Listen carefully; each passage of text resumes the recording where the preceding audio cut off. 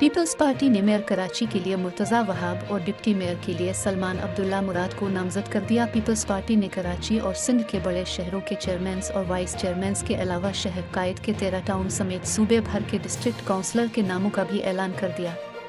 Peoples party Sindh की सदर निसार के वरों ने प्रेस कॉन्फ्रेंस करते हुए बताया कि पीपल्स पार्टी की जानिब से मेयर कराची के लिए मुर्तज़ा वहाब और डिप्टी मेयर के लिए सलमान अब्दुल्ला मुराद को नामजद किया गया है।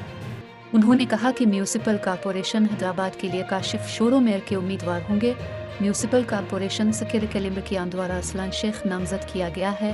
म्यूनिसिपल कॉरपोरेशन लाड़काना कैलिम्बर कियाम द्वारा वलवेर होगी और म्यूनिसिपल कॉरपोरेशन मीरपुर खास कैमरे के लिए अब्दुलरूफ गौरी नामजद को नामज़द किया गया है। पीपल्स पार्टी की जानिब से कराची के 13 टाउन सिंध भर के डिस्ट्रिक्ट काउंसिलरों के नामों का भी ऐलान किया गया है।